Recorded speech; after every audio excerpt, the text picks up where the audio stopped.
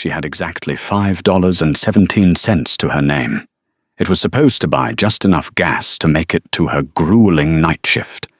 Instead, she handed her crumpled bill to a towering, scarred man wearing a notorious leather cut. She had no idea she had just summoned an army. The neon sign of the Chevron station flickered, casting a sickly, pale blue light across the rain-slicked pavement of Interstate 40, just outside of Albuquerque. It was a Tuesday night in late November, the kind of night where the cold seeps through the soles of your shoes and settles deep into your bones. 19-year-old Callie Bennett sat behind the steering wheel of her 2004 Honda Civic, watching the windshield wipers struggle against the sudden, violent downpour. Callie was exhausted.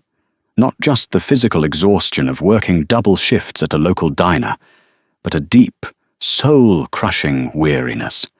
Her mother, Sophia, had been diagnosed with aggressive lupus 2 years prior.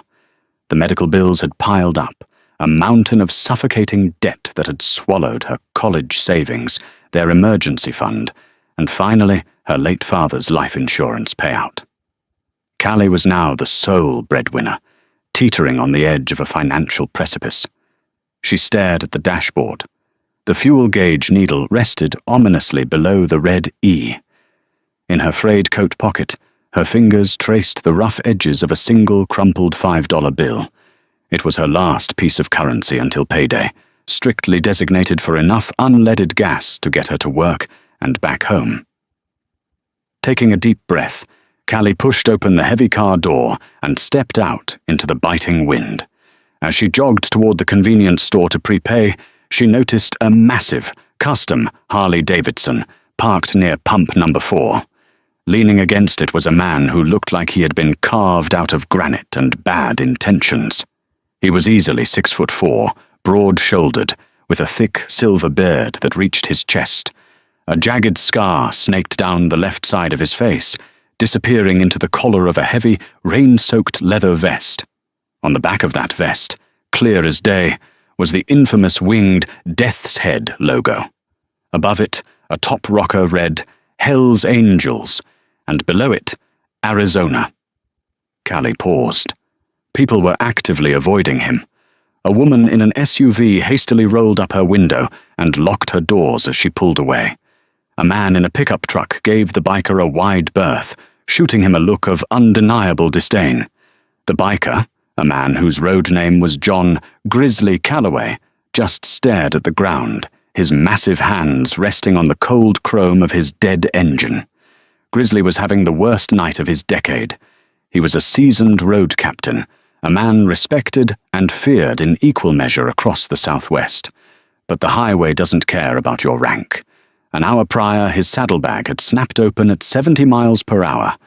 By the time he realized it, his wallet, his phone, and his emergency cash had been scattered across 3 miles of unforgiving asphalt. His bike had sputtered and died, right as he coasted into the Chevron. He had tried asking the station attendant, a sneering kid named Dave, to let him use the landline, but Dave had threatened to call the cops just for having Grizzly in the store.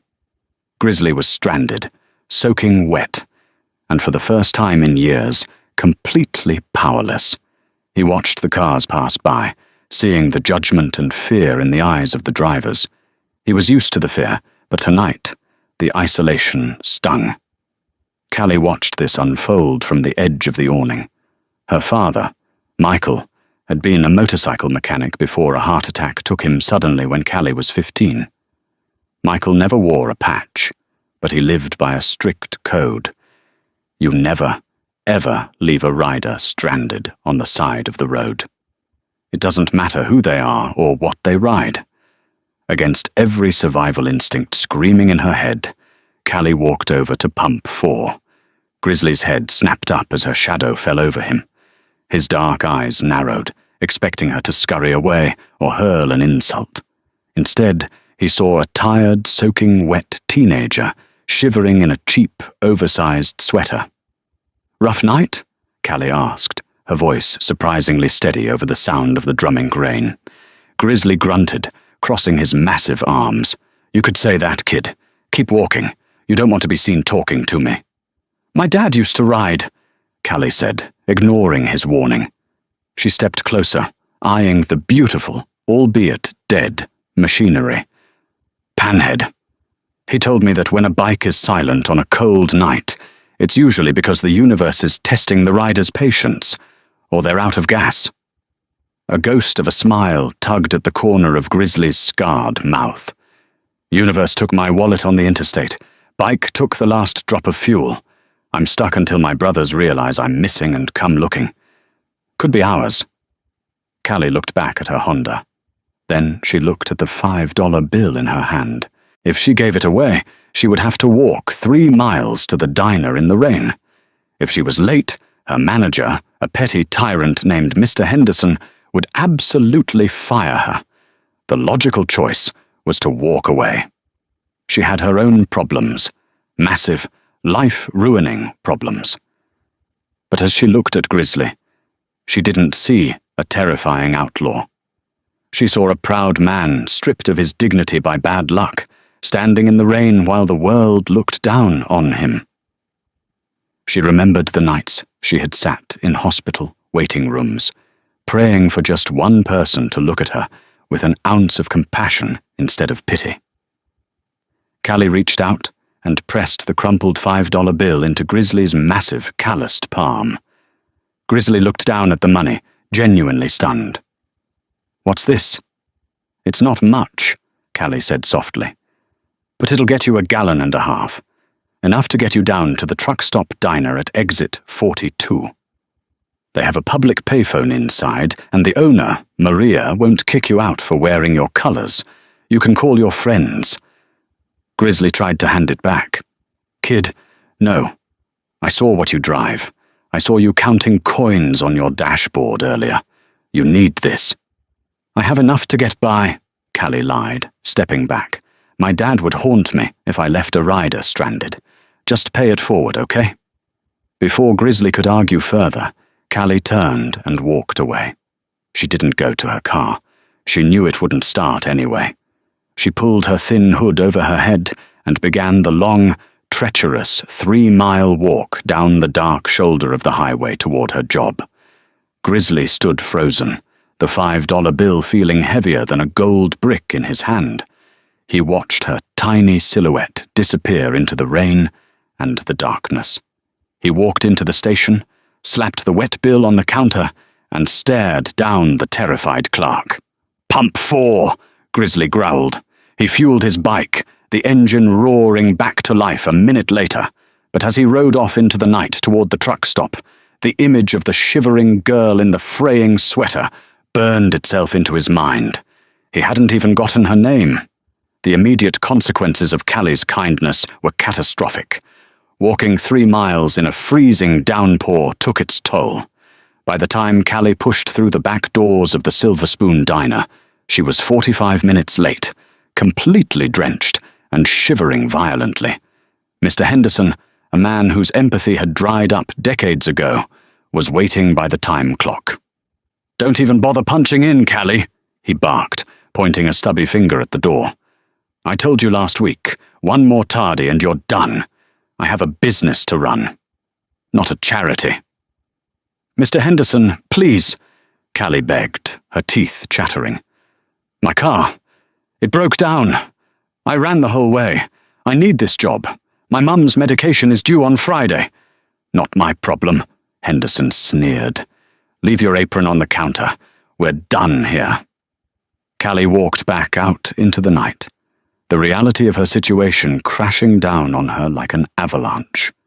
Without that income, they wouldn't just miss the medication. They would miss rent. The next 3 weeks were a descent into a waking nightmare. Callie managed to get a tow truck driver to haul her dead Civic back to her apartment complex, out of pity, but it sat in the parking lot, a rusted monument to her failures. She spent her days walking miles to strip malls, handing out resumes, and begging for shift work. But the local economy was tight, and nobody was hiring. Back at their cramped first-floor apartment, Sapphira's condition worsened. The stress of watching her daughter struggle triggered a severe lupus flare-up. Sapphira spent her days confined to a battered recliner, her joints inflamed and her breathing shallow. Every time Callie looked at her mother, guilt gnawed at her stomach.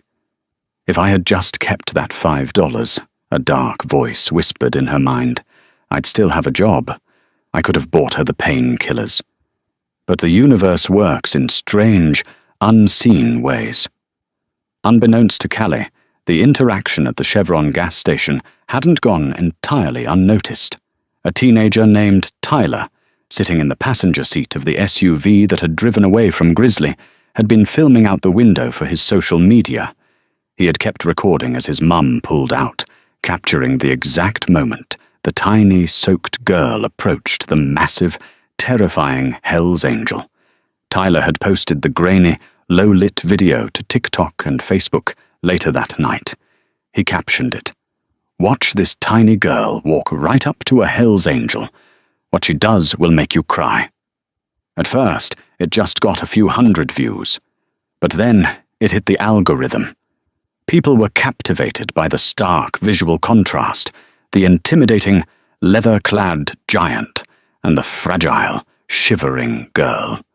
You couldn't hear what they were saying, but the body language was clear. You saw her press the money into his hand. You saw his shock. You saw her walk away into the rain, leaving her car behind. Within 2 weeks, the video had amassed 14 million views. Local news stations picked it up. Comments flooded in by the thousands. "Who is she? We need to find her." That's real bravery and kindness.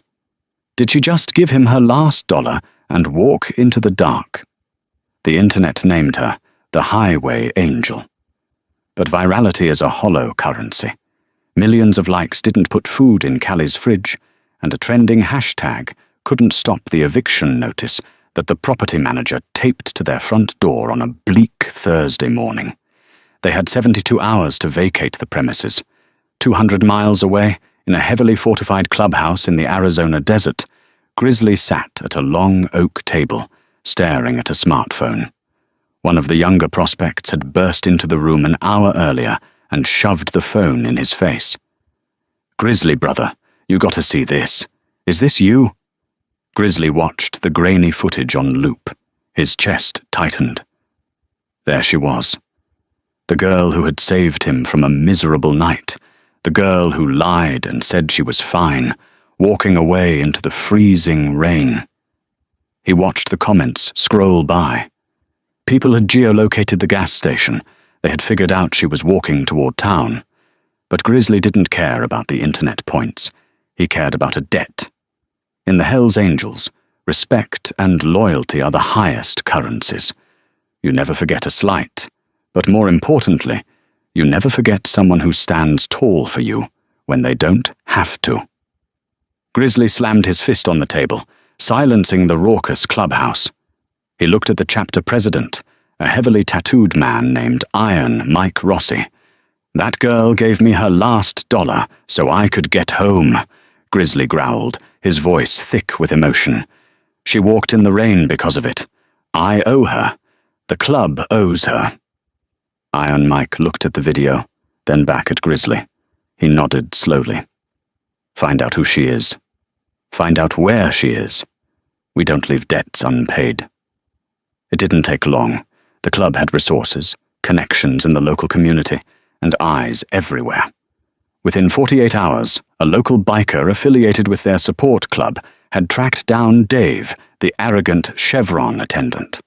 A brief, highly intimidating conversation with Dave led them to the Silver Spoon Diner. A visit to Mr. Henderson, who suddenly found himself surrounded by 3 very large, very angry men in leather, yielded Callie's full name, her address, and the brutal truth that he had fired her for being late that very night. When Grizzly received the intelligence report, his blood boiled. Not only had she sacrificed her ride, she had sacrificed her livelihood for him. And now, according to the local affiliates, the girl and her sick mother were 3 days away from being thrown out onto the street. It was Friday afternoon. Callie was sitting on the floor of her apartment, surrounded by cardboard boxes. She was crying silently, wrapping cheap plates in newspaper so her mother wouldn't hear her breaking down. Sapphira was asleep in the bedroom, blissfully unaware that by Monday they would be homeless. Callie looked at her hands, blistering and tired. She had failed. The world had pushed them to the brink, and gravity was finally taking over. Suddenly, a low, rhythmic rumbling sound echoed through the thin walls of the apartment building. Callie paused, wiping a tear from her cheek. It sounded like distant thunder. But the sky outside the window was a clear, crisp winter blue. The sound grew louder, deeper. It wasn't thunder. It was a mechanical, guttural roar that vibrated through the floorboards, rattling the cheap dishes in the cardboard boxes. It sounded like a massive swarm of angry hornets, multiplied by 1,000, descending directly onto their street. The rumbling shook the dust from the popcorn ceiling of the apartment. Callie froze, the newspaper slipping from her trembling fingers. She ran to the single window of their cramped living room, pushing aside the faded beige curtains. Outside, Elm Street was disappearing beneath a sea of heavy leather, gleaming chrome, and burning rubber. It wasn't just a few motorcycles. It was an invasion. 220 heavily modified Harley-Davidsons were rolling down the narrow suburban street in a terrifying, perfectly synchronized formation. The smell of exhaust and hot oil permeated the cold winter air, drifting through the cracks in Callie's window frame. Neighbors were violently pulling their blinds shut. Others stood on their porches, mouths agape, clutching their phones in sheer terror. At the head of the massive column rode John Grizzly Calloway. Flanking him was the chapter president, Iron Mike Rossi, and an imposing man they called Brick because of his impossibly wide shoulders. The convoy didn't just pass by. They hit their brakes in unison, a deafening screech that echoed off the brick facades of the apartment complex. They flooded the parking lot, taking up every available space, spilling over the curbs and lining both sides of the street for 3 blocks. When the engines finally cut out, the sudden silence was more intimidating than the roar. 220 men, clad in the infamous Death's Head patch, dismounted.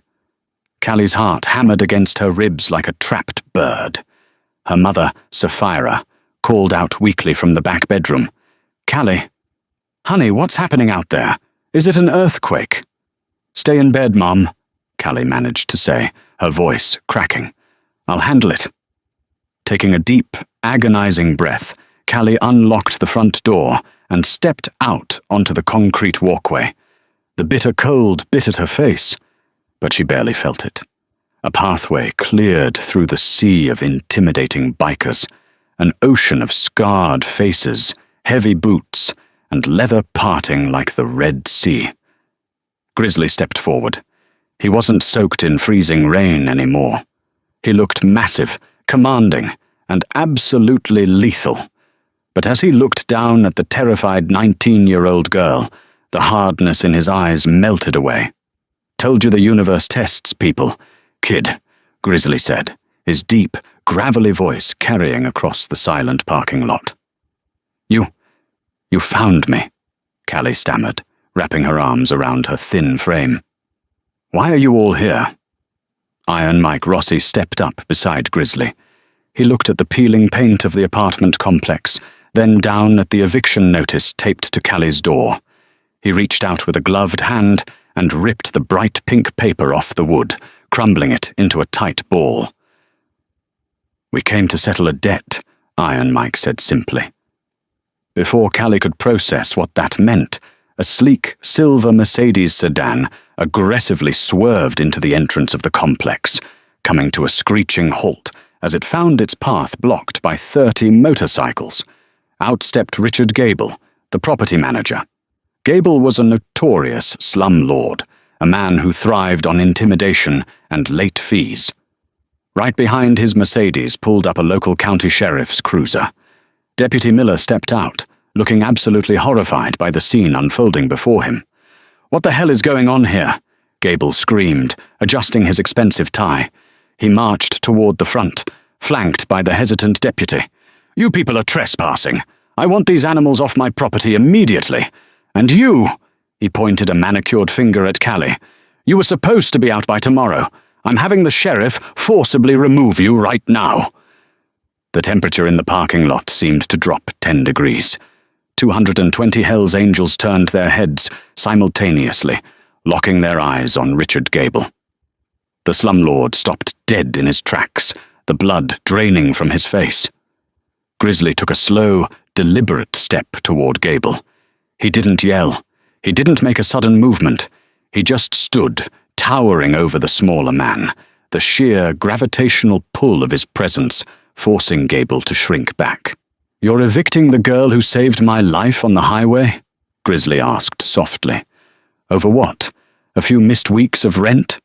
She owes $3,000, Gable stammered, looking frantically at Deputy Miller. But the deputy had wisely taken a step backward, resting his hand on his radio, clearly unwilling to start a riot over a civil dispute. Iron Mike chuckled, a dark, humorless sound. He unzipped his heavy leather jacket and pulled out a thick, tightly banded brick of $100 bills. He tossed it through the air. It hit Gable square in the chest, forcing the man to catch it against his designer suit. "There's 10 grand, Iron Mike stated coldly. "That covers her back rent and pays her lease in full for the next 2 years. If there's a problem with the plumbing, you fix it. If the heater breaks, you fix it. If you ever so much as look at her sideways, or if an eviction notice ever touches her door again, you won't be dealing with a 19-year-old girl. You'll be dealing with me. Do we have an understanding, Richard?" Gable looked at the cash in his hands, then at the wall of menacing bikers. He swallowed hard, nodding frantically. "Yes, absolutely. Paid in full." He turned and practically sprinted back to his Mercedes, leaving the deputy to awkwardly tip his hat and retreat to his cruiser. Callie stood frozen, tears streaming down her face. I can't accept that. That's too much." Grizzly reached into his vest pocket and pulled out a small, cheap plastic picture frame. Inside it was a crumpled, water-stained $5 bill. Her $5 bill. "You didn't have it to give, Callie," Grizzly said, pressing the frame into her hands. "But you gave it anyway. You walked 3 miles in the freezing rain for a stranger. You lost your job for a stranger. In our world, loyalty and sacrifice are everything. You proved you have more heart than most men walking this earth. You're family now. And family doesn't let family fall through the cracks." The bikers didn't just pay the rent and leave. They descended upon Callie's broken life like a synchronized military operation aimed at salvation. A burly man with grease permanently stained into his knuckles, introduced only as Wrench. His real name was David Higgins, the club's master mechanic, walked over to Callie's dead 2004 Honda Civic.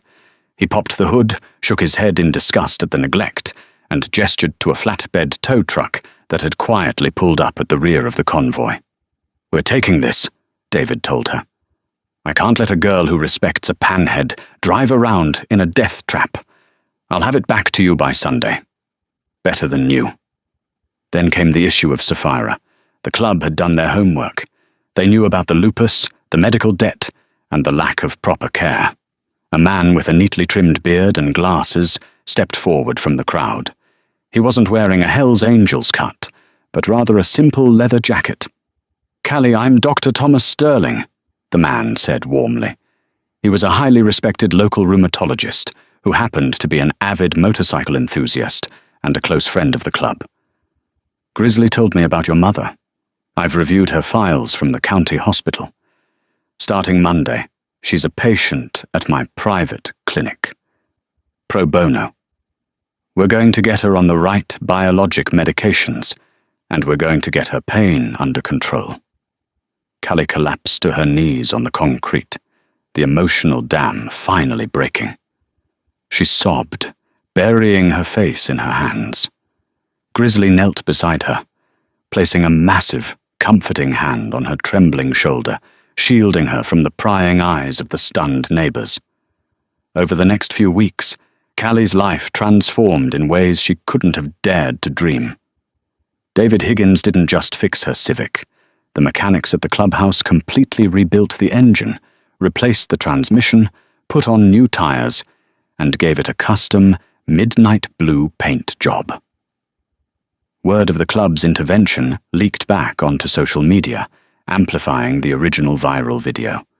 The internet went wild.